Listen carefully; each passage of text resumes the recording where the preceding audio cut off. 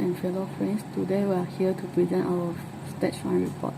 First, I will talk about the sustainable development. According to Broden report, sustainable development is defined as a development that meets the needs of the present without compromising the ability of future generations to meet their own needs. There are three pillars of sustainability, which are environmental, social, and economic. Now I will talk about the current status of sustainable development in Malaysia. Through national urbanization policy and national physical plan, optimal and balanced land use planning will be emphasized in urban development so that the balance of the ecosystem is maintained. Besides that, national economic policy had enforced the treatment of polluting effluent and the recovery of other waste matters.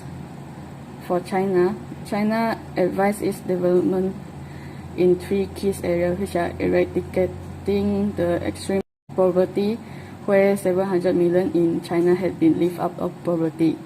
Building an ecological civilization.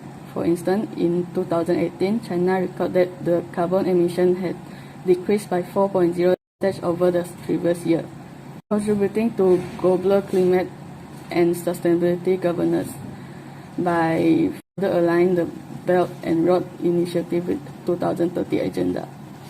Benchmarking can be defined as a procedure to compare a company's success against another similar company by improving performance to close performance gap between them.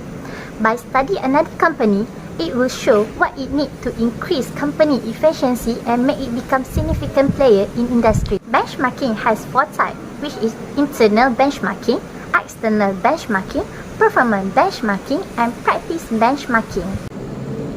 There are lots of advantages of benchmarking, such as competitive analysis, monitor performance, continuous improvement, and understand company advantage. Besides that, here are the benchmarking procedure. The first one is plan. Second, collect information. Third, analysis. And lastly, adapt. I would like to continue with the third learning issue, which is the sources and effects of microplastic in Malaysia. So my learning objective is to determine and analyze the microplastic and microplastic waste in Malaysia compared to other countries. In general, microplastic is defined as the tiny particles that is 5 mm in diameter. Microplastic has two subcategories, which is primary and secondary microplastics. Small particles of microplastics are produced from cosmetic materials, and microfibers shed from garments including fishing nets are considered to be the main types of primary microplastics. Secondary microplastics are known to be macroplastics, since most of the particles are produced from larger objects such as water bottles. Sunlight and ocean wave are known to be two main elements of environmental elements that causes the dissolution and disintegration of microplastics. And the third thing is the effects of microplastic in Malaysia. Recently, researchers have found that microplastic has entered animals' body and penetrated intestinal wall, tissues and bloodstream, and trigger inflammatory responses. Now, I will present about the plastic consumption. In Malaysia ranked highest among the 6 countries in terms of per capita plastic packaging consumption.